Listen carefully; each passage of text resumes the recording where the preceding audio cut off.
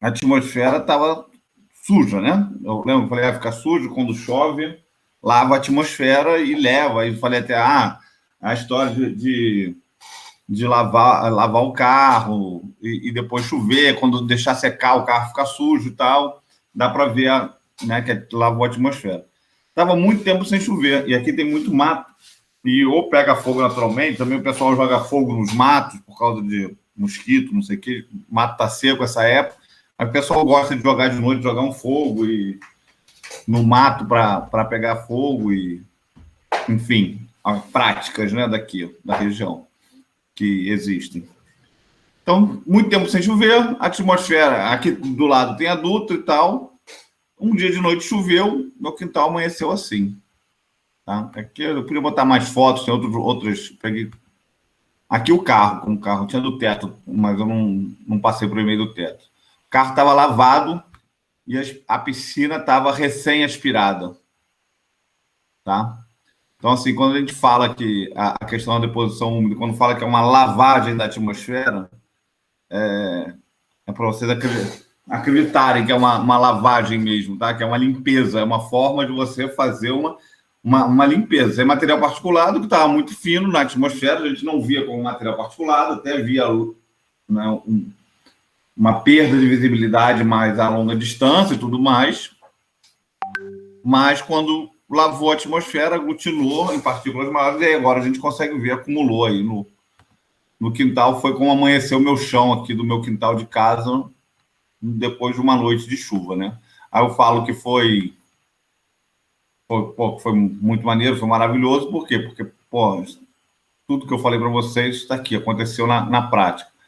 Agora, não foi tão legal assim, porque, pô, foi um saco ter que lavar o quintal inteiro sem estar... Até porque ele não estava sujo. E aí foi isso, tá? Que eu queria mostrar para vocês. Vou interromper aqui. Tiago, à vontade. Fale, falou? Oi. Vocês estão me ouvindo, né? Agora sim. Meu computador aqui é uma graça. Você que mora em Volta Redonda, você percebe isso por conta da CSN ou como é que está lá a CSN? Está mais tranquila em relação a filtro? Nunca teve. Nunca teve, né? E aqui, assim, onde eu moro, é na entrada de um bairro. Eu não sei se vocês conhecem aquela pilha de escória que deu o maior problema, os moradores. É no meu bairro. Estou fazendo um parecer para o Ministério Público dessa pilha de escória, então, inclusive. Ela é no meu bairro, só que é mais para dentro. E aí, depois de ter tido todo esse problema e tal, não sei o quê, eles começaram a empilhar em outro lugar, que é, coincidentemente, de frente para minha casa. Nossa. Tem uma cortina, assim, de árvore, né, que eles botaram. Botaram não, já era dali, mas eles quiseram colocar a escória atrás. Mas, assim, dali para frente, a quantidade de pó que começou a aumentar. Nossa, é assim, parece aquele filme Interestelar, não sei se vocês já viram. Tipo, você limpa a geladeira, que é branca, no final da tarde ela tá toda de pó de novo. Caramba. Completamente tampada. E você não sente isso na tua saúde? Alguém da tua casa, vizinhos? Eu nasci com bronquite, não, né? Mas eu adquiri bronquite por causa disso. Entendi. Só para o pessoal entender o que o Thiago está falando, tem um problema da CSN, que é a Companhia Siderúrgica Nacional, que é em Volta Redonda, que é a escória de uma das etapas, resta ali do processo de siderurgia, que como se fosse assim, um monte de pó e de brita, né? Uma terra, né? Escória, não sei, como se fosse um cimento queimado, não sei. Seria isso, Thiago? Como caracterizar uma escória? Uma terra cinza, um pó. Como subproduto resto da siderurgia. E aí isso é um problema que a CSN tem, e aí ela joga para um lugar. Né? Bota fora dela ali, chegam os vagões e jogam ali. E aí tem dois problemas. Aí isso está sendo uma ação do Ministério Público com a população do entorno, que é o quê? Tanto essa escória correr para o rio e contaminar tanto um riozinho menor quanto o Paraíba do Sul, né? Porque essa escória tem metais pesados e material fino, compostos orgânicos ali associados, como também essa questão que o Thiago estava falando, do pó, do material particulado, tá? E aí tem o professor Adacto, acho que, imagino que talvez vocês já tenham tido aula com Adacto, não sei se todos. Ele trabalha num projeto de assistência, né, ao Ministério Público, e eu faço parte da equipe desse projeto dele. E aí a gente tem que fazer uma avaliação dessa questão da qualidade do ar em relação aos impactos dessa escória. Sugerir lá o promotor o que tem que ser feito, avaliar os laudos, as perícias todas que são feitas e ver se o cara fez certo, contestar o que não foi, né? Isso só para contextualizar um pouco o tipo de serviço que pode ser feito. Vocês podem parar para pegar amanhã e cair tem um parecer aqui o Ministério Público está precisando aqui de um parecer sobre essa situação tal do impacto da qualidade do ar, porque muita obra, muito empreendimento, o Ministério Público embarga para que medidas protetivas ao meio ambiente sejam tomadas. Tá? Vamos lá, Thiago, então. Vamos lá. Como o pessoal aqui da roça diz, mete marcha. Gostei. Professor, vi uma foto aqui, é uma montanha grande atrás da foto. É gigantesca. Vocês têm que ver de perto. Nossa. Sim, não é uma coisa pequena, não. Cara, meu som tá baixo, não sei o que está acontecendo. Estou escutando todo mundo baixo. Menos o Thiago. O José tem baixo e o Yuri agora também. É uma montanha grande. Tipo assim, são vagões de trem que chega lá e ela derruba ali. E aí tem que fazer um balanço de massa. Ela se comprometeu com o Ministério Público de não acumular mais. Ou seja, conforme vai chegando material novo, tem que ir saindo material para outros fins, para fazer alguma coisa, dar algum destino para essa escória. Né? De maneira que não se acumule mais, devido à quantidade estúpida que já está, e depois ela tem que montar um plano para diminuir essa quantidade de escória. Vou fechar aqui, Thiago, minha câmera e meu microfone. Então vamos lá, gente, voltar ao problema do ozônio, que é um dos, né, no meio desse tanto de qualidade do ar. Mas, como a gente tinha falado na aula passada, a gente vai agora trabalhar muito a formação do ozônio nesse balanço entre o COV e o ZNOx. Como eu já tinha mostrado na aula passada, quando a gente tem um ambiente mais com vegetação, né, seja ele agriculturável ou a gente fala de um ecossistema natural mesmo, a gente vai ter lá NO2 e NO, normal da atmosfera, como eu falei, que já existe aquele processo. A gente vai ter o COV, só que aí esse ecossistema vai emitir bastante COV para o... nunca sei. A animação está acontecendo, gente? Eu não sei se está aparecendo aqui. Sim, mudou. Então, esse ecossistema natural vai emitir bastante COV. Então, aquela troposfera daquele lugar, ela vai estar com bastante COV e menos NOx, certo?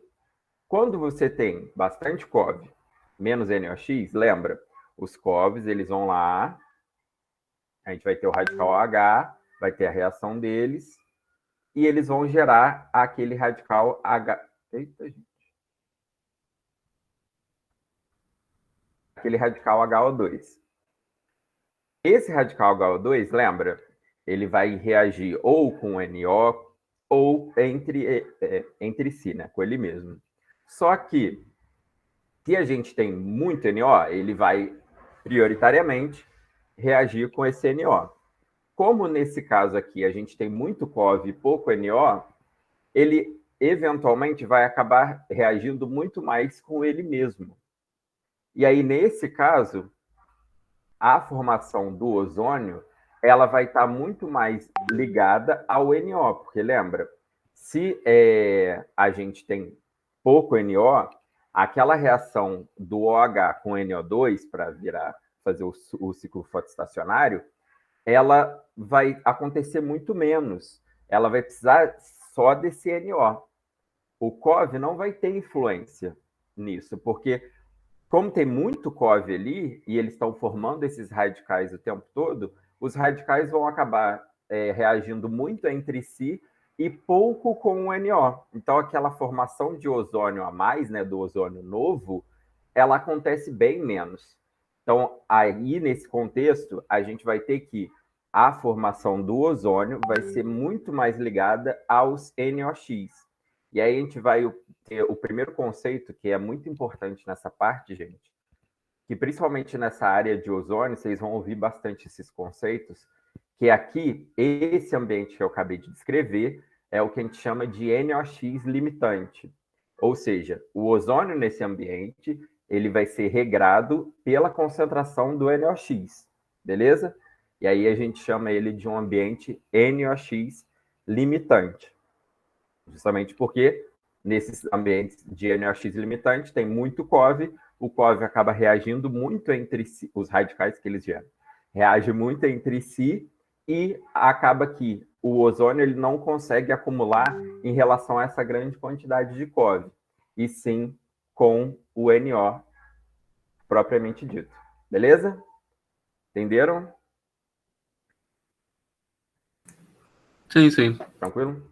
Por isso, gente, ecossistema natural, quando vocês estavam falando de composto biogênico e tal, eles têm muitas emissões de COV, tem formação de ozônio, sim, bastante formação, só que ela nunca vai, não vou falar nunca, mas assim, não é aquele acúmulo gigantesco de ozônio como a gente vê num centro urbano, por causa justamente desse regime aqui, tá?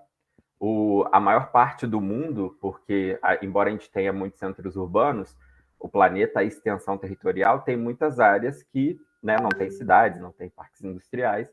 Então, a gente fala que a maior superfície do planeta ela é NOx limitante, justamente por causa desse mecanismo aqui. Beleza? Tá. A gente viu o NOx limitante. Agora, a gente está num centro urbano, parques industriais, emissão veicular. O que acontece? Aqui, nesse ambiente, a gente vai ter COV, obviamente, mas a gente vai ter muito mais NOx aqui. Justamente porque, como a gente já falou várias vezes, a gente vai ter muito NOx sendo emitido tanto das indústrias, quanto dos processos de queima, dos veículos. Então, a gente vai ter muito mais NO e menos COV aqui. O que acontece? Aquela proporção que a gente falou na aula passada, 5,5 de átomo de carbono para 1 de molécula de NOx, nesse contexto vai ser uma relação muito pequena, ou seja, vai ter muito mais NOx do que COV aqui. O que acontece? Nesse processo, o NO ele vai formar muito NO2, e aí a gente vai ter, diferente daquele primeiro regime, bastante NO2 aqui. E aí o que vai acontecer? Diferente de lá, os radicais OH e HO2, eles vão ter muito mais prioridade em reagir com o NOx, porque tem muito mais NOx ali, e aí, como a gente disse, aqueles choques efetivos, eles vão ser muito mais pronunciáveis aqui com o NO2 do que entre eles mesmos. E aí aquela reação, ela passa a ter prioridade, a reação de OH com NO2. E aí a gente vai ter muito mais reação entre o NO2 e o OH, e aí a gente vai ter aquele acúmulo do ozônio maior, porque todos aqueles radicais, tanto o OH quanto o HO2 produzidos, o OH normalmente e o HO2 pelos COVs, eles vão ter bastante NOx para eles reagirem. Como eles vão ter bastante desse NO ali para reagir, aí a gente vai ter aquelas vias que a gente viu no metano, que tem o acúmulo do ozônio, beleza? E aí esse ambiente a gente chama de COV limitante, ou seja, a gente vai ter pouco COV para muito NOx. E aí esses regimes, eles se chamam COV limitantes, e aí o que acontece? A gente tem como reação principal, né? O OH com o NO2, que aí tem aquela formação de NO2 novo, ozônio novo e, consequentemente, o acúmulo do ozônio. Os centros urbanos, os parques industriais, como a gente fala, têm regimes COV limitante, beleza? Sempre fiquem com isso na cabeça, tá, gente? Centro urbano, com altas atividades industriais, muito fluxo de veículo, sempre vai ter um regime de COV limitante. Os estudos mostram que quando os países vão partindo de um regime em desenvolvimento para mais desenvolvidos, vai aumentando o IDH, o PIB, a frota veicular desse país, ele automaticamente vai se transformando de um regime NOx limitante para um regime COV limitante, beleza? Justamente por causa dessas emissões cada vez maiores dos NOx. Tudo certo? Nesse caso, então, sempre os limitantes vão ser sempre o NO ou os COV, né? Isso. Agora, para a gente falar de ozônio, é só os dois. Alguém quer falar alguma coisa? Tiago, tá me ouvindo? Tô, agora tô. Nesse slide no centro urbano, essa reação acontece de dia. E o outro acontece... De dia também. Ah, tá. Não tem essa variância, né? Entre dia e noite. Não. À noite a gente não vai ter acúmulo de ozônio.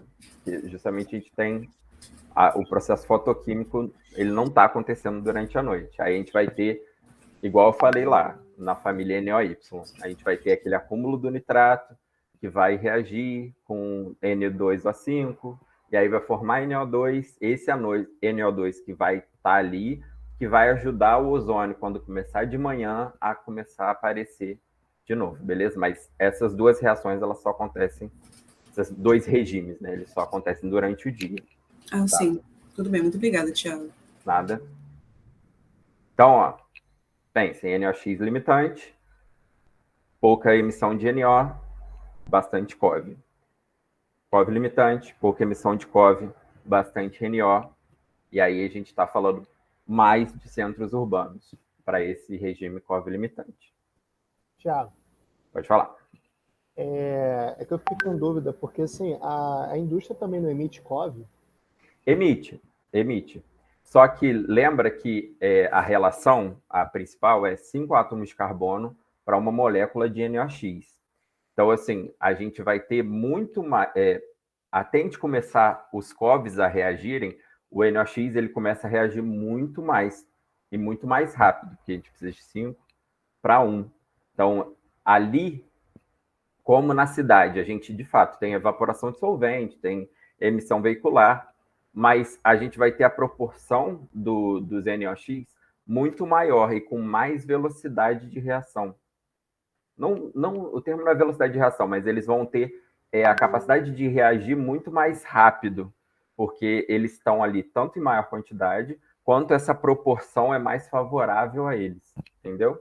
Como a gente, no NOx limitante, os COVs, vocês fizeram um trabalho de biogênico.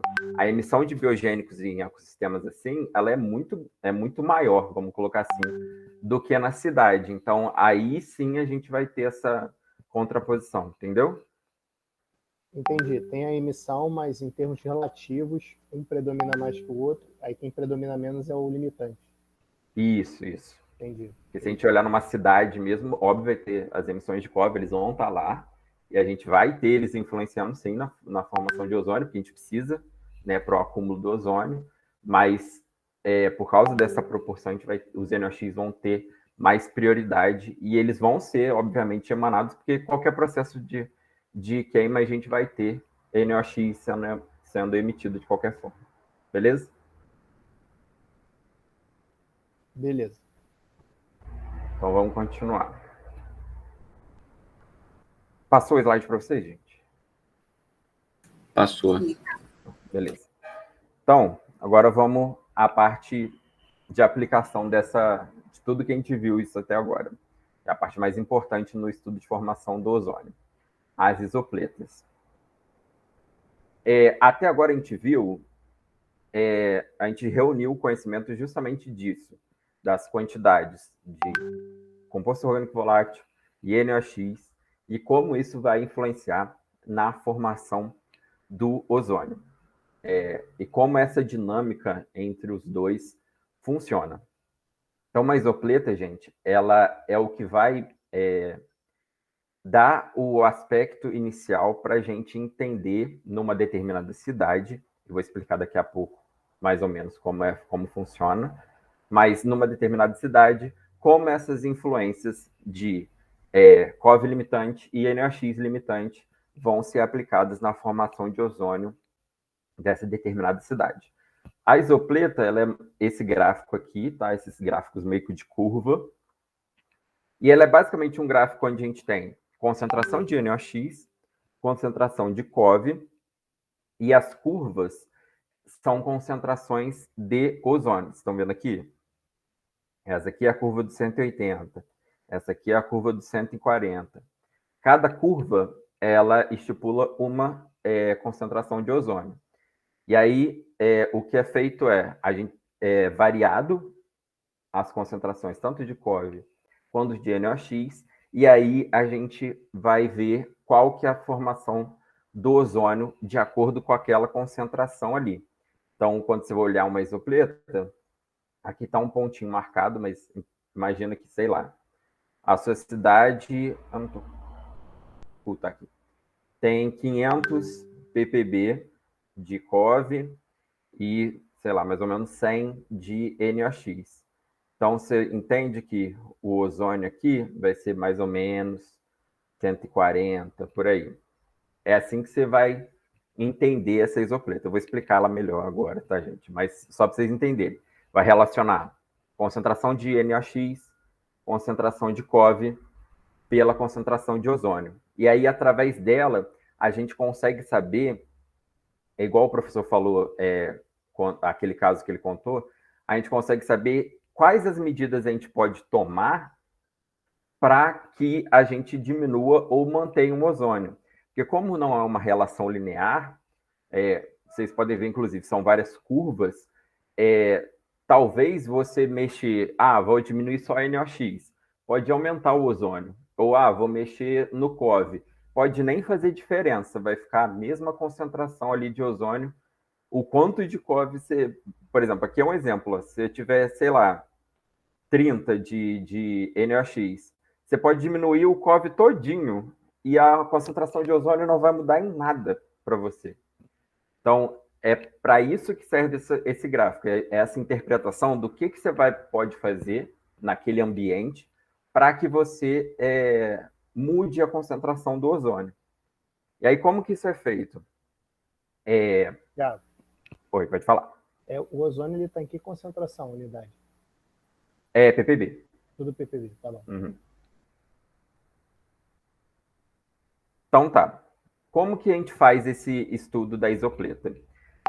Vocês vão ter essa disciplina, então, obviamente, vocês vão aprender muito melhor. Só vou explicar, assim, bem básico para vocês, tá, gente? O que a gente faz para fazer essa isopleta é um mecanismo químico, tá, de transporte. Ele é um modelo matemático. E o que acontece nesse modelo? Tem vários tipos, tá? Vocês vão ver, mas basicamente a gente tem um modelo que a gente chama de modelo de caixa. Esse modelo é uma caixinha. E aí a gente vai ter a nossa cidade. Nessa cidade a gente vai ter o centro da cidade, centro que a gente diz é onde vai ter o maior número de emissões daqueles precursores lá do ozônio, que é o NOx, e o COV, e o subúrbio, as áreas ao redor da cidade, que é onde esse ozônio eventualmente vai formar ou vai se transportar para, beleza? E aí o que você vai fazer? Você vai pegar seu modelo de caixa, vai colocar ele lá nesse centro. E aí você vai estipular para ele uma condição. Tem, sei lá, 40 ppb de NOx, 300 de COV na atmosfera urbana e na atmosfera de fundo, né, que é aquela que a gente conta como aqueles processos naturais lá, que eles existem, né? Tem 10 de NOx, 100 de COV. Aí, esse modelo, essa caixa aqui, ela estipula que a troposfera é um reator de mistura contínua, né? Ele está ali misturando. E ele não tem o volume constante, tá, gente? Ele é um reator de mistura onde todas as reações vão acontecer ali. E aí, no modelo, quando você estipula essas concentrações de fundo, né? É porque o modelo vai entender... Imagina que isso daqui é aquela camada limite da troposfera. Conforme o tempo do dia vai passando no modelo, né? Imagina que aqui é 8 horas da manhã. Essa caixa, ela vai subindo, porque você também vai estipular essa altura inicial, tá, gente? E ela vai subindo porque o ar ao redor vai começar a entrar por ela. E como o volume não é constante, a gente está falando de um reator, o ar vai entrando, ela vai aumentando o volume dela. Isso para quê? Para mostrar para a gente aqueles efeitos de diluição que a nossa troposfera ela tem naturalmente. E como aquele concentração de fundo, né, de tanto de COV, quanto de NOx, quanto de ozônio, vão influenciar. E aí o que você vai fazer? Estipulou essa altura, estipulou as concentrações que vão estar ali no início, 8 horas da manhã. Aí o seu programa vai rodar e vai fazer essa caixa viajar pela cidade durante o dia, que é como se fosse a pluma de poluição. Então a caixa, o ar exterior vai entrando e ela vai vir, ó, e vai aumentando e viajando pela cidade toda, até chegar no final do dia, sei lá, 6 horas da tarde, no subúrbio ali. Quando chegar aqui, a gente tem a mistura, a quantidade de NOx que variou, a quantidade de COV e a quantidade de ozônio. Isso a gente vai chamar de caso base. É o caso que você construiu ali como base para tudo. A partir daí, a gente vai extrapolar isso mudando as concentrações de COV e NOx. Você mudando essas concentrações, você vai construir aquela isopleta. É assim que funciona. Tem o caso base, dessa forma que eu falei, e aí você vai variando as concentrações de COV e NOx que você estipulou no comecinho. E aí, conforme você vai variando, ele vai construindo a isopleta daquela cidade. E aí, como eu falei, esse regime de atmosfera de fundo, o ar, a diluição, ela é aplicada para cada cidade. Por isso que não adianta você usar a isopleta de uma cidade em outra, porque esses regimes que o modelo vai calcular, eles são únicos para aquelas características daquele centro. Beleza? Só uma coisa. Você mostrou que teve esse modelo, né, ele foi transportado para o subúrbio. No caso, você falando que as moléculas que estavam na cidade, conjunto, né, foram, relações de temperismo, essas coisas, foram acabando indo para o subúrbio. Né? Entendi. Isso, por acaso, explicaria alguns casos onde, vamos supor, na China tem uma indústria, várias indústrias, e aí acaba tendo depois uma chuva ácida em outro país, assim? O modelo, ele justamente, isso é um excelente ponto, que a gente entende que a maioria desses processos, principalmente quando a gente fala de poluentes secundários, eles não acontecem de fato no exato lugar que tem a emissão. Então, principalmente nesses modelos assim, a gente vê justamente isso. O ozônio, ele forma com essas reações. Então, o modelo ele vai vir transportando esse reator justamente para simular isso, como as influências tanto do ar de fora quanto do limite, né, da cidade, das concentrações que já existem ali, vão gerar o ozônio em outro lugar. Isso também acontece em precipitação ácida. A gente, quando a gente fala desses poluentes secundários, né, desses processos secundários, esse que a gente chama de transporte regional, né, que a emissão é local, mas os poluentes ali eles vão reagir e eles vão acabar causando consequências em ambientes muito maiores, justamente por causa desse transporte. Por isso que é importante a gente usar esses modelos. Esse modelo de... Oi. Vou fazer um comentário aqui, Thiago. Pode falar. A respeito do que o Yuri falou. Essa questão da chuva ácida, o Thiago está falando, mas como os ácidos, o processo de formação química é um pouco mais lenta, essa deposição, essa chuva, quando vai acontecer, ela vai acontecer numa distância maior, em outra cidade, às vezes em outro país. que é um processo mais lento, fica na atmosfera como moléculas mais estáveis, na forma do ácido, né? Ou dos sulfatos e nitratos, e depois vai precipitar como ácido lá embaixo. Tá? O modelo te ajuda, sim, a ver isso. Mas no caso do ozônio, a coisa é mais perto, porque a cinética dele é mais curta, né? E mais rápido. Então, ele forma de manhã, começa a se formar de manhã, máximo de tarde, e depois ele consome. Então, ele não tem um tempo muito grande para se locomover, por exemplo, daqui lá para outro canto muito distante, porque ele vai ter essa química de manhã e noite de formação e consumo.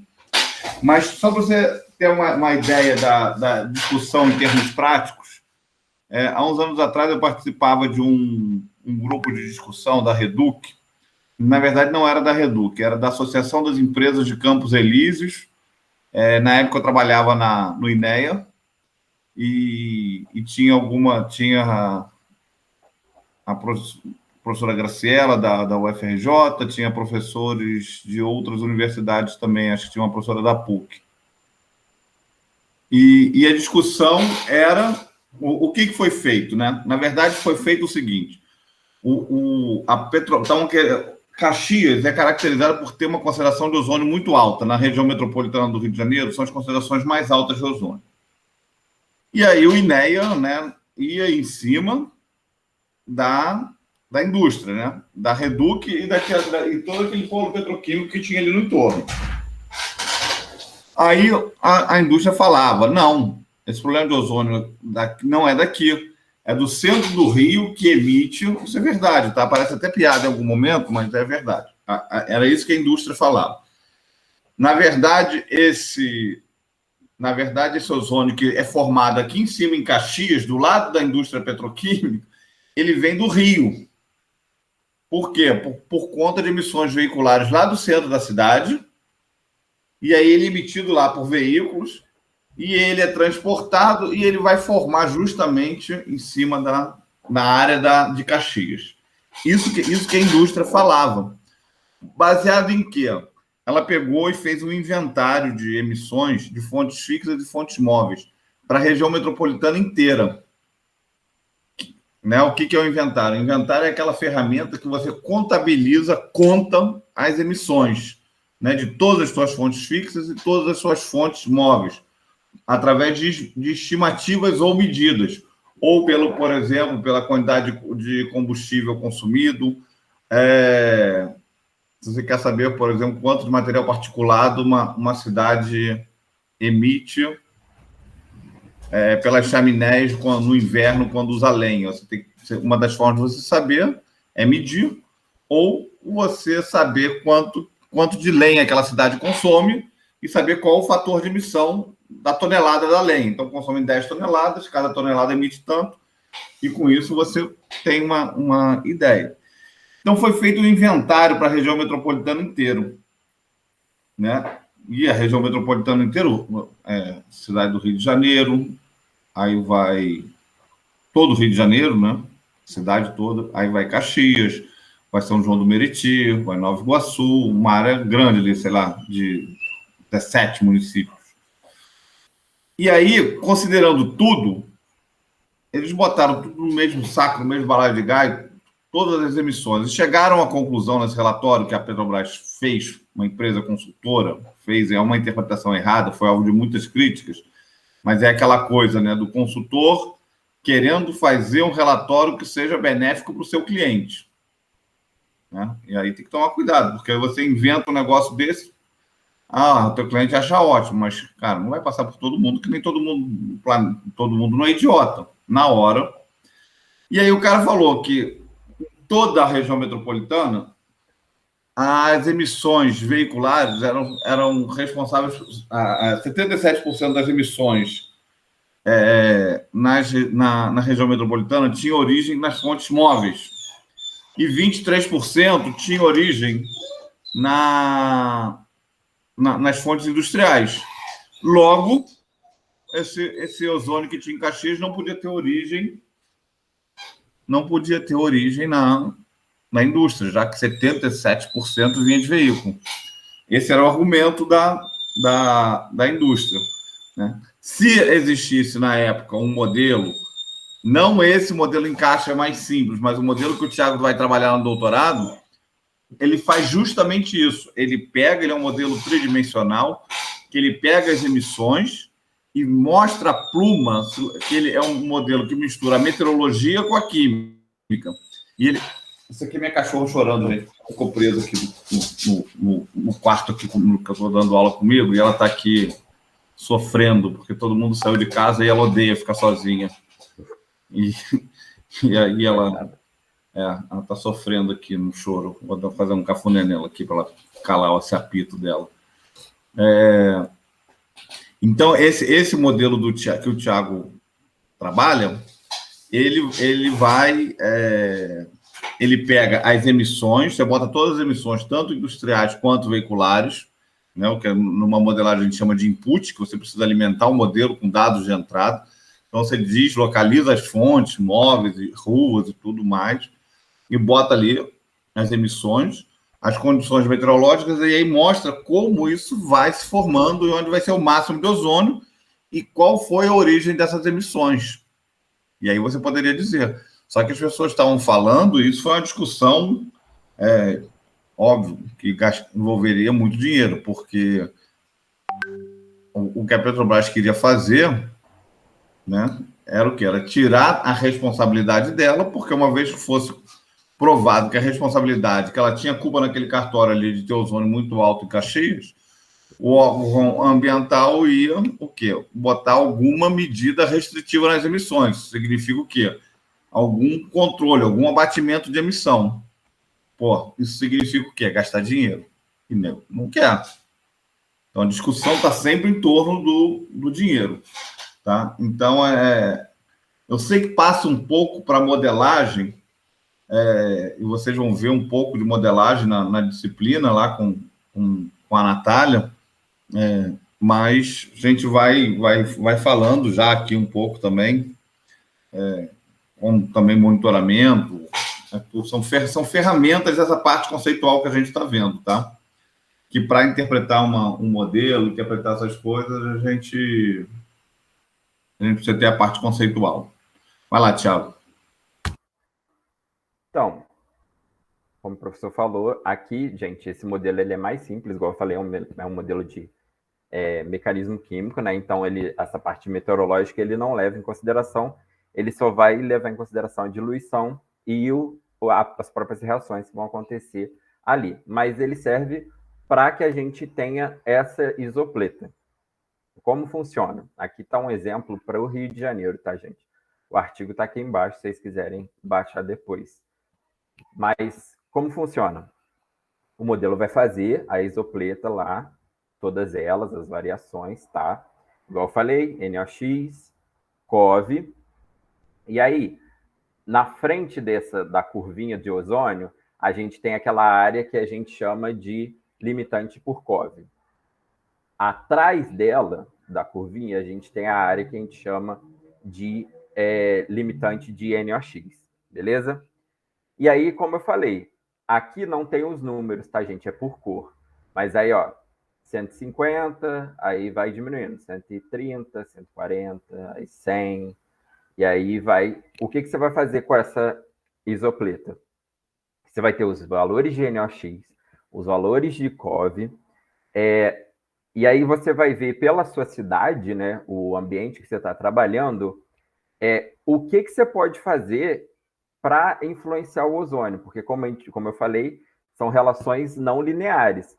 Então, não necessariamente você diminuir o NOx todo ou diminuir o COV todo vai fazer uma diferença grande nas concentrações de ozônio. Beleza? Entenderam essa parte? Thiago, só não Sim, entendi sim. a parte da cor. Falou na frente da linha, NOx. Ah, tá. Não, isso daqui é só para vocês... É uma parte conceitual mesmo, tá, gente? Mas... na frente, a gente tem as curvas, tá? As curvas são as concentrações de ozônio. Para frente da curva é o COV limitante. Para trás da curva é o NOx limitante, tá? Mas aí é só para vocês saberem que, conforme a gente vai mexendo nas concentrações de um ou de outro, a gente tem que perceber em qual regime a gente está e qual vai ser a diferença. Lembra? Se a gente estiver num regime de NOx limitante, a gente mexer no COV não adianta nada, o ozônio permanece. Se a gente estiver num regime de COV limitante, se a gente mexer no NOx, provavelmente o ozônio vai até aumentar, porque quem regra essa parte vai ser o COV. E aí, se você está tirando o NOx dali, o ozônio vai acumular mais ainda, porque aí o NOx nem vai retirar ele. Beleza? É só para vocês entenderem essa coisa, tipo assim, em qual regime que você vai estar. E aí, a partir desse regime, eu sei que para essa concentração no Rio de Janeiro é COV limitante. Então, eu mexer no NOx não vai fazer grandes diferenças, ou pode até aumentar a minha formação de ozônio. Ou, nessa concentração, eu tenho um regime de NOx limitante. Então, eu mexer no COV não vai adiantar nada, vai permanecer o ozônio ali. Beleza? Deu para entender? Sim, sim. O que eu achei curioso é que parece que nessa casa aqui que você está mostrando, quanto mais NOx, parece que vai ficar nessa curva azul escura, assim. Porque a região metropolitana do Rio, ela é uma região muito industrializada, ela é mais COV limitante. Então, o NOx, ele não... Você vê que ele, tipo assim, ele não vai fazer tanto efeito. Sim, sim. Então, dito isso, só vou falar isso daqui, gente, rapidinho, o efeito do fim de semana, que a gente saber nessa parte da isopleta, vocês vão entender. E aí eu vou passar um exercíciozinho para vocês verem se vocês entenderam essa isopleta rapidinho. Mas basicamente o efeito do fim de semana é: a gente tem uma cidade, a gente sabe todos esses fatores já, só que aí tá, a cidade de COV limitante começou a ter os abatimentos de emissão, tanto de NOx quanto COV, com o passar do tempo e a evolução do pensamento ambiental. Só que, a partir disso, o ozônio começou a ter maiores valores no fim de semana. E aí, por que isso acontece? Hoje a gente vê que esse efeito do fim de semana, ele também aconteceu, igual o professor já mencionou, na greve dos caminhoneiros, naquela época. Aconteceu também agora, na pandemia do Covid. Por quê? Como a gente está falando desses regimes, NOx limitante, COV limitante, as cidades, a maioria delas são desse regime de COV limitante. Quando a gente vai para o regime COV limitante, como eu falei, aquelas reações NO2OH, elas vão ser as maiores, então elas vão reinar, e quem vai influenciar é o COV. Quando a gente tem o abatimento, né, das emissões, tanto de COV quanto de NOx, quando a gente chega no fim de semana, o que acontece? Aquele maquinário pesado, né, caminhão, a diesel e tal, eles não estão presentes ali, porque eles circulam muito menos. Quando isso acontece, as emissões de NOx que a gente tem, elas vão diminuir. E lembra que eu falei? O COV está coordenando isso. Se você tem menos NOx, aquela reação do ciclo fotoestacionário, né, o ciclo nulo, né, que o NO2 ele vem e a gente tem o consumo do ozônio, ele não acontece, ela diminui bastante. E aí o ozônio vai acumular mais ainda, porque você não vai ter uma quantidade de NOx para ajudar a diminuir aquela do ozônio. Então, o que acontece nesses regimes de fim de semana, do efeito, né, do fim de semana, é que por ser um regime de COV limitante, se você diminuir o NOx mais ainda, a reação do NO2 para a gente retirar o ozônio, ela perde mais força. E aí a gente tem um acúmulo mais ainda de ozônio. Por isso que isso aconteceu na greve dos caminhoneiros, né? Porque a gente tinha poucos caminhões circulando. E agora na pandemia do Covid, porque a gente diminuiu a circulação tanto dos veículos quanto dos caminhões pelos centros ali. Hoje em dia não tem mais lockdown, mas no começo a gente tem vários artigos do mundo inteiro, Ásia, Europa, Estados Unidos, mostrando isso, que esses níveis do ozônio acabaram subindo justamente por causa dessa circulação. Beleza? Aqui dá um exemplo. Só um segundo, Thiago. Não só no lockdown, mas também isso foi visto aqui no Rio de Janeiro e São Paulo, na época, no ano que teve, há uns 2, 3, não me lembro qual foi o ano exatamente, que teve a greve dos caminhoneiros, que reduziu muito a movimentação de veículos. Aí, tipo, você está diminuindo as emissões, né? No raciocínio lógico, é o que há. Então, o ozônio também diminui. Não, o ozônio aumentou. Aqui tem o caso, tá, gente? Eu vou passar o slide depois para o professor, para ele passar para vocês. E aí, vocês dão uma olhadinha. Além disso, tem aqui para frente, ó, a química do enxofre. Não vai dar tempo, mas aí também, se vocês quiserem dar uma lidinha, eu fiz bem claro para vocês, se vocês quiserem dar uma olhada, tá? Então, a questão aqui, vou tirar a tela para eu deixar e eu tiro meu microfone para vocês fazerem. Vou deixar ela aqui. Não tenham vergonha de ter dúvida, tá, gente? É só um exercício para ver se vocês entenderam essa parte da isopleta. Eu vou dar uns 15, 20 minutinhos para vocês fazerem. E aí a gente vai discutir depois, tá? Só para vocês... Ai, tem muito zoom.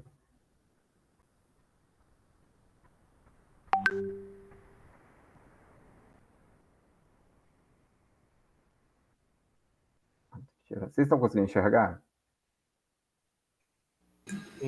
Sim, sim.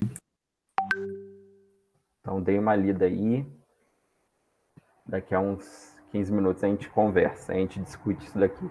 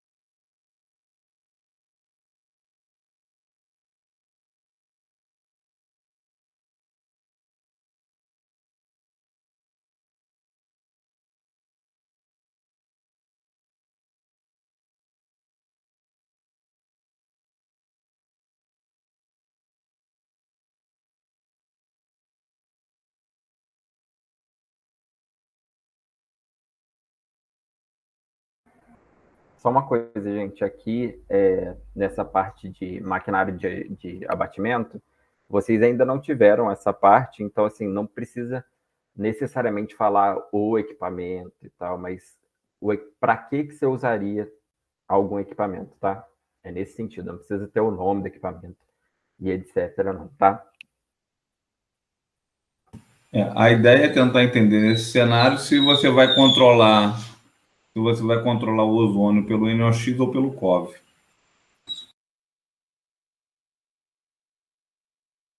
Isso aí.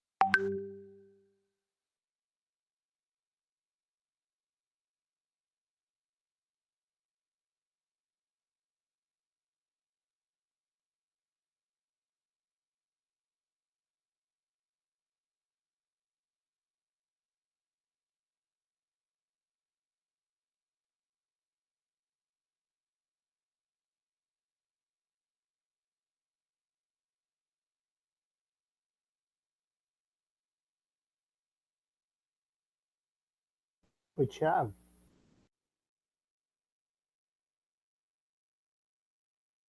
Oi. Pode falar. Esse aumento de 500 é o novo valor para a COV ou vai aumentar 500 em relação ao 300? Não, é o novo. É o Ah, novo. beleza. Foi mal, ficou meio ambíguo mesmo, mas não, o novo, o antigo era 300, o novo é 500. Tá bom, valeu.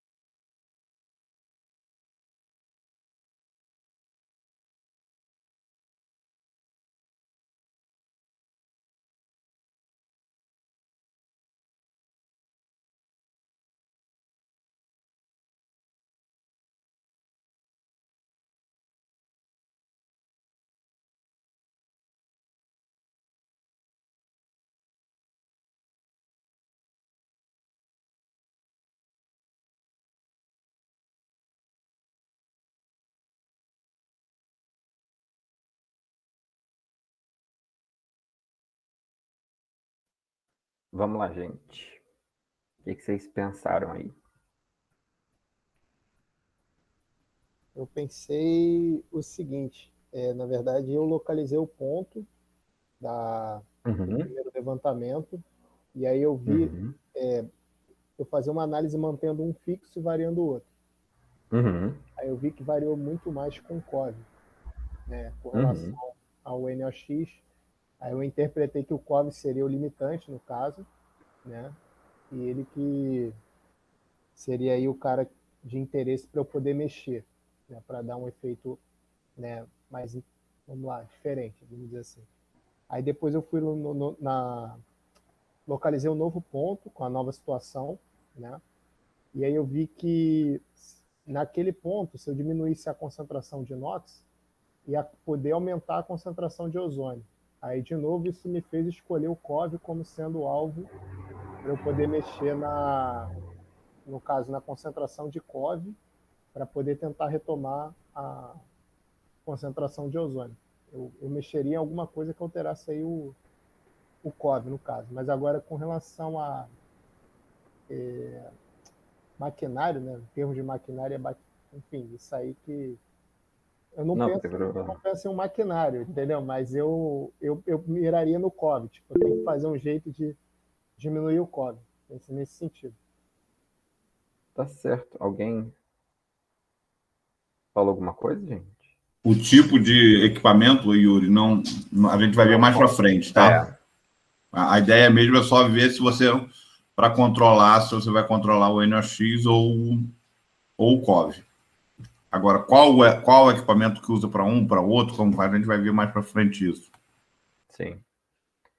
E aí, Beleza. Alguém teve alguma coisa diferente? Mas essa análise pode falar, tipo, de manter um fixo e olhar o outro, né? Sim.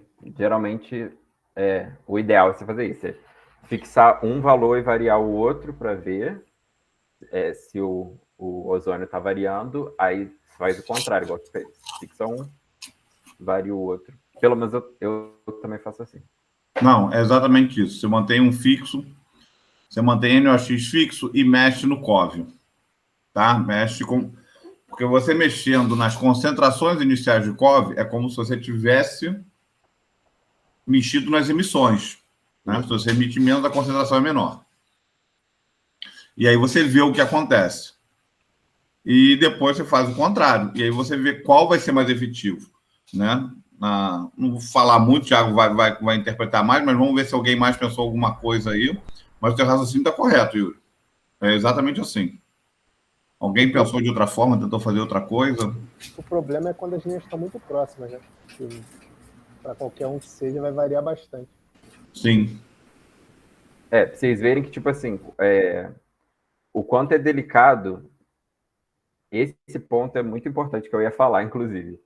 Se a gente tiver, por exemplo, aqui o COV, só que pouco NOx, você vê o quão é delicado você mexer nessa parte. Porque aí uma variação muito pequena, ela vai dar bastante diferença de concentração aqui. Justamente por causa do...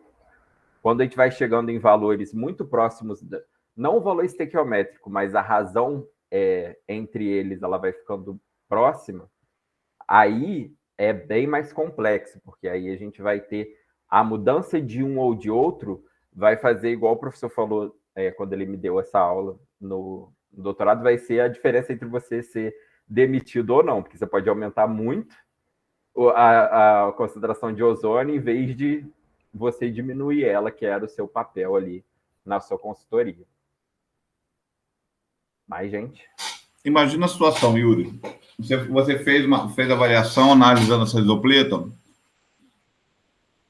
e você falou que quando mexia no NOx, você observou que poderia até aumentar o ozônio, certo?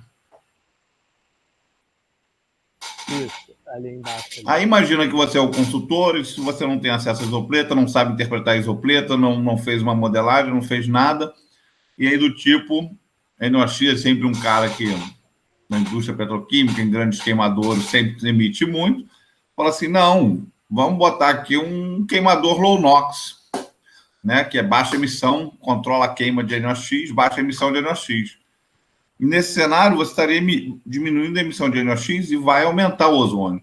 Os equipamentos são caros. Imagina que tu gasta aí 50 milhões para botar uns queimadores low NOx e você espera em 6 meses, 1 ano, que o órgão ambiental pare de encher o saco. Tu convenceu o teu departamento financeiro, o teu diretor, a gastar 50 milhões. Falou que tu ia economizar porque o órgão ambiental vai parar de dar multa e você ia ganhar a longo prazo, porque ia evitar parada de produção por algum motivo, ou em multas e tudo mais, e justificar o investimento que você queria. Ok, você conseguiu, aprovou, gastou 50 milhões como exigência lá do órgão ambiental, você, falou que tinha que controlar o ozônio, você decide que você vai controlar o NOx. E 1 ano depois, em vez do ozônio diminuir, o ozônio aumenta. Cara, é a tua cabeça que vai embora. Não tem a menor dúvida disso. Foi você que tomou a decisão de controlar o NOx. Enquanto você, simplesmente, em vez de botar um queimador low NOx, se você trocasse os tetos dos tanques de armazenagem de... Exatamente. A empresa... se bem que a empresa K é uma metalúrgica, não é uma refinaria. Mas vamos supor que fosse uma refinaria, que tem uma área de tancagem grande, né? Se você troca o teto do tanque de teto fixo para teto flutuante, você reduz em 95% as emissões de COVs. E é muito mais barato. Então, assim, você tem que saber aonde você está na figura, qual é o teu caso, para te ajudar na tomada de decisão. Falei demais, né, Thiago? Vou fechar aqui. Não, falou não. Mais alguém, gente? Eu vi que a Tainá ia falar. Eu estava pensando justamente o caso que o Yuri tinha falado, né, de diminuir a concentração de COV e deixar a concentração de NOx a mesma, vamos dizer assim, né, que seria de 40 e diminuir a quantidade de COV. Só que agora eu estava olhando de tipo, se a gente deixar o COV, né, estabilizado e diminuir a concentração de NO, o ozônio também não diminuiria? Ou não? Você acha?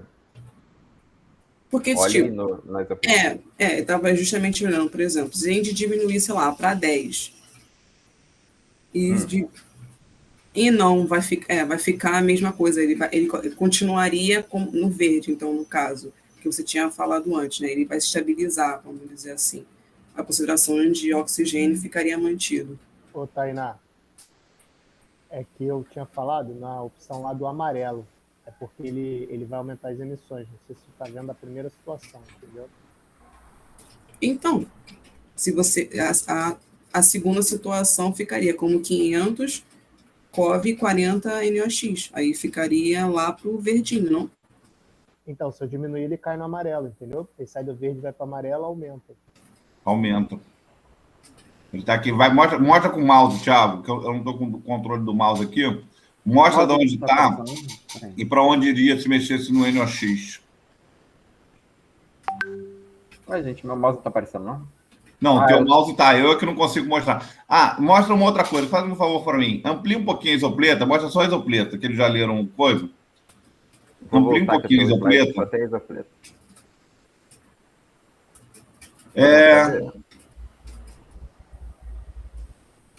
Tá aparecendo? Ou não? Tá. Só isopleta? Tá, só isopleta. Agora, olha só. Passa com o teu mouse ali mostrando a diagonal, onde cada isolinha faz a curva. Para eles verem. Que essa figura ela tem o que a gente chama de uma diagonal. Assim, passando, vindo aqui do 0, 0, passando, cortando cada bico dessa curva. Mostra para eles, Thiago, onde é com o mouse. Cara, que meu computador travou. Ai, peraí. Agora voltou. Tá falando essa diagonal, né? Isso. Não, é mais para baixo, mais na curva mesmo, a diagonal. Ela vai ter menos. Isso, ela vem. Conseguiram ver onde é essa diagonal que ele traçou?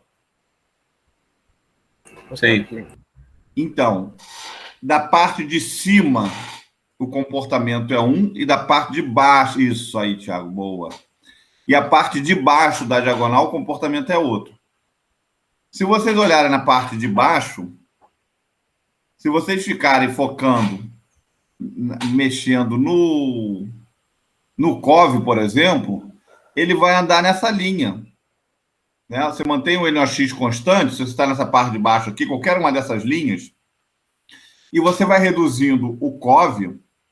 Mostra aqui, Thiago, uma linha dessas do COV aqui. Ela reta assim. Acompanha ela desde aí dos 600 a 500, 400. Pode ser uma dessa verde aqui. Não, embaixo. Essa aqui, né? Isso. Então, isso. Se vocês olharem aí, pegarem essa linha... Aqui tá fazendo linha branca. Uma linha dessa aí, mantendo o NOx constante, tá? E mexendo o NOx, mantendo o NOx constante e mexendo o COV, vocês vão ver que praticamente não muda nada. Né? Aqui, ficou constante o COV a maior parte do tempo. Lá embaixo, depois, quando vai de 600 para quase 200, é que ele sai de um verde para o outro verde. Mas é muito pouco. Né? Enquanto que você mexe um pouquinho do NOx passando para cima, né? Diminui um pouquinho do NOx jogando para baixo, você já sai da verde para azul. Pouquinho de nada. Então, nessa parte de baixo, você tem que estar usando quem para controlar? O NOx. Enquanto na de cima, a gente tem o contrário. Né? Se você mantém o COV constante e diminui o NOx, você faz, como o Yuri falou, você vai sair do verde e vai para o amarelo. Né? Então, você aumentou. Enquanto que se você mexer no COV, e correr do COV aí do 500, 400, se você estiver lá perto do 40, e correr o COV para a esquerda, né, para as concentrações mais baixas, ele vai diminuindo para o verde menos intenso até o azul. Então, ter o conhecimento dessa figura aí é uma ferramenta importante para você entender a gestão do ozônio. Exatamente. Eu ia falar que, assim, porque, Tainá, você imaginou pegando isso daqui, deixando fixo, né, e diminuindo aqui o NOx. Só que, como o professor falou, essas retas é o que eu tinha explicado lá, que é tipo assim, para baixo da curva, a gente tem o limitante pelo NOx, para cima a gente tem o limitante para a COV. Esse ângulo, ele vai variar, né, conforme a sua isopleta que você vai construir da sua cidade, etc. Nessa é bem isso daqui. Então, se você olhar, a gente está num regime muito para o COV. O COV que está limitando muito aqui. É igual o professor falou, se você fixar o COV aqui, 500, você vai diminuindo o NOx, ó, o máximo do NOx é 60. Com o COV de 500, você vai diminuindo ele, o ozônio só aumenta. Ele não diminui nada. Ele só vai voltar a diminuir quando você tem quase zero de NOx. E mesmo assim, diminui bem, bem devagar. Agora, se você olhar, você fixar, sei lá, 40 do NOx e ir diminuindo o COV, ó, ele diminui bastante aqui para cima. Ó. Quanto mais você diminui, menos ozônio tem. Então, a gente está olhando num regime muito limitante pelo COV, que é o que é, geralmente, nos centros urbanos, mais coerente, né? O que mostra mais nesses centros urbanos. Entendeu? Sim, quando eu estava fazendo um trabalho, eu estava justamente pensando sobre isso, de deixar o COV estático, né, e depois ir mexendo no NO. Mas aí eu fui pensar num outro caso para ver se tinha alguma outra resolução, mas para esse caso não tem. E pelo visto, as isopletas só tem um caso, né, em que ou a NOx é limitante ou o COV é limitante. Isso, é sempre assim. Sempre que você for medir não, né? Estudar o ozônio, você vai sempre ter, se vocês tiverem a oportunidade de ver artigos, essas coisas assim, sempre vai ter em função dos dois, que a gente chama de precursores dele. Porque eles que vão ditar essa dinâmica. Então, sempre você vai mexer. E assim, igual o professor falou, a gente pode botar um low NOx muito foda, que ele vai ter a concentração de NOx lá quase zero. Nem sei se isso é possível, mas digamos que seja. Você vai gastar muito mais dinheiro. Como eu falei, a gente está falando de uma metalúrgica. Você é engenheiro, está fazendo uma consultoria para eles. Numa caldeira, você, sei lá, usa GLP para alimentar a sua caldeira. Você pode muito bem ter uma engenharia de processo de ver se tem vazamento do seu gás natural, se tem algum vazamento se tem alguma emissão evaporativa no seu processo, para diminuir o COV, que vai ser muito mais barato do que você botar um low NOx muito caro, milhões, para tentar diminuir o máximo, você entende? Aí entra essa parte do mais barato mesmo, do que é o que a sua empresa vai querer. Então, você pode, olhando isso daqui, óbvio, se você baixar o NOx lá embaixo, vai fazer alguma diferença sim, mas você consegue alcançar essa diferença diminuindo o COV com várias medidas administrativas da engenharia do processo mesmo, que vão ser muito mais baratas. E aí você vai conseguir esse retorno muito mais fácil. Entenderam? Ou até mesmo que não é na parte de cima da isopleta, que não é uma possibilidade ambientalmente aceita, né, que é o ambiental, mas você poderia chegar, a Tainá falou de uma outra solução para reduzir o ozônio. Uma outra solução, se você está na parte de cima da isopleta, Tainá, seria você aumentar as emissões de NOx. Exatamente. Entendeu? O que você vai fazer para combater o ozônio? Vou aumentar o NOx, porque eu vou ter mais NO para consumir o ozônio. E aí, mais reação de consumo, ela cai.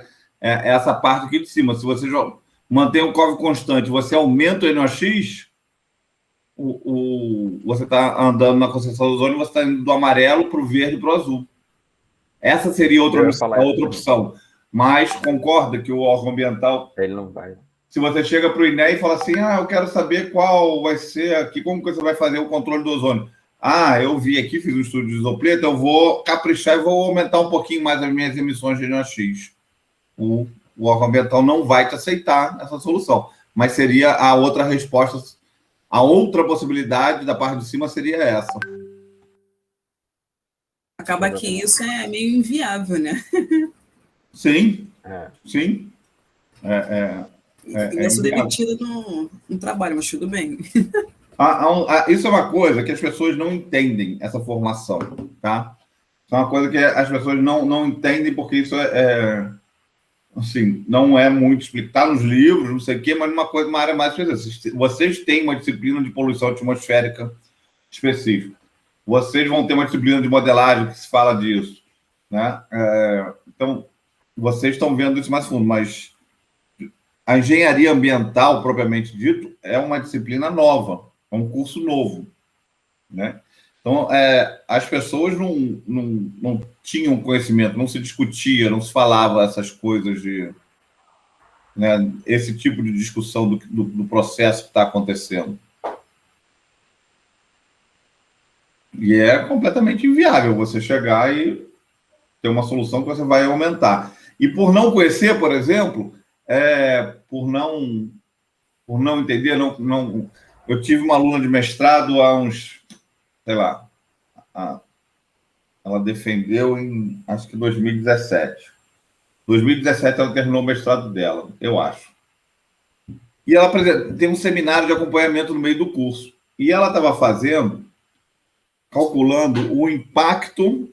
Olha quão louco né? Vocês estão entendendo todo o processo, já não acham tão louco. Mas a banca ficou horrorizada. A banca era composta por professores do departamento que não são especialistas da área. Então, assim, eles não têm por que saber também, porque eles não tiveram nas formações dele isso, porque isso é uma coisa nova, específico de quem trabalha com poluição atmosférica. E ela estava fazendo o impacto da transformação da frota de veículos pesados e leves de carro combustível fóssil para carro elétrico, né? Seguindo a linha já de alguns países da Europa que tem meta já, Holanda, Bélgica, tem meta já França, Alemanha, de tirar carro, não produzir mais carro de combustível fóssil até 2030, já é aqui, já está perto, não é uma coisa inviável. Lá na Europa, já 2030 está ali. E aí ela apresentou, não sei o quê, fez uma simulaçãozinha dessa, e aí ela vai e fala para a banca que, dependendo de quanto for tirado, o ozônio ia aumentar. Cara, a banca pirou em cima dela. Como que você vai diminuir as concentrações? Como que você vai diminuir as emissões e o teu principal poluente formado por emissão veicular vai diminuir? Porque no caso dela, você não estava diminuindo só o NOx, e você estava diminuindo o NOx e o COV, mas em proporções diferentes. Né? Então, nesse caso, num dos cenários que ela fez, se ela mexesse tudo muito radical, o NOx ia sentir mais e aí ela ia aumentar ela ia mudar de uma zona para outra da isopleta e o NOx ia passar a aumentar o ozônio. Cara, a banca pirou em cima dela, sim. Veio aloprando, tipo assim, quase todo. Que isso, tá maluca, tá doida? Né? Mas aí vocês estão entendendo, estão vendo o que é, como é, por quê. Aí, Thiago. Não, eu só ia complementar, porque eu, como engenheiro ambiental, agora vou falar um pouco da profissão. Isso é muito importante, gente, quando vocês estiverem trabalhando de consultoria na própria indústria. É esse conhecimento que a gente tem, que é muito importante. Justamente porque a indústria, ela, como engenheiro, ela quer essa coisa o ambientalmente correto, mas principalmente o economicamente viável. Então, esses mecanismos que são importantes vocês entenderem, não só a parte ambiental, né, essa coisa da isopleta, da química atmosférica, mas também do processo que você está trabalhando. Igual eu falei, às vezes seu processo é com carvão, às vezes seu processo é com gás natural. O que isso vai emitir? Como que você vai conseguir mudar o processo de manufatura da sua fábrica mesmo, né? Aquela linha de processo, como que você vai mudar isso para que você atinja o que você quer? Não necessariamente só equipamento, só pensar mesmo no processo, os produtos que são gerados, os poluentes que são emitidos.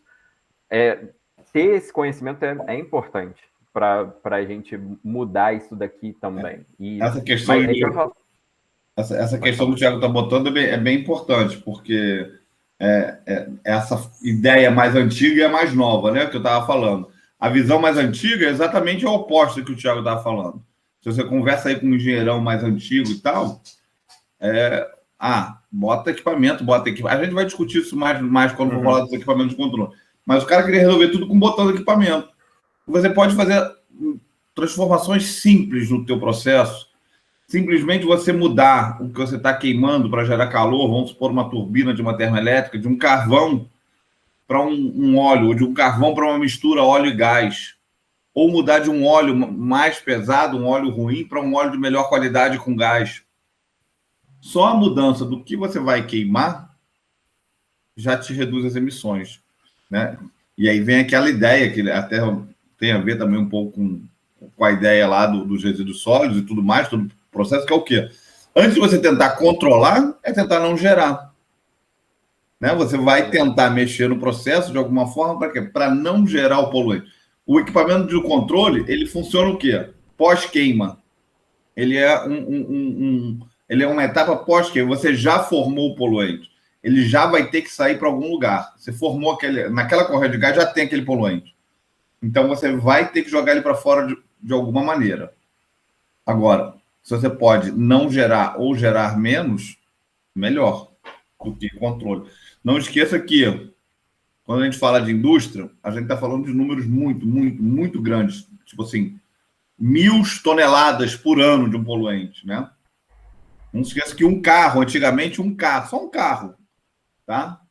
Emitia de CO 12 gramas, 24 gramas, depois reduziu para 12, mas quando começou o Procon, a gente vai falar isso, os outros vai falar, ele emitia 24 gramas por quilômetro, cada carro. Imagina a frota inteira andando X quilômetros. Aí tu bota isso para uma indústria. Né? Então, a gente está falando de muitas 1.000 toneladas por ano. eu faço um abatimento de 95%. Ok. Deixa passar 5% de muitas mil toneladas. A gente está falando de algumas centenas de toneladas indo para a atmosfera. Então, assim, como os números são muito grandes, você não vai ter nunca, não existe abatimento de 100%. Então, equipamento de controle, ele nunca vai, sempre vai alguma coisa. 99%, ok. 1% é um número muito grande, em alguns casos. Exatamente. E aí, só para encerrar, gente, vocês entenderam direitinho, era isso mesmo.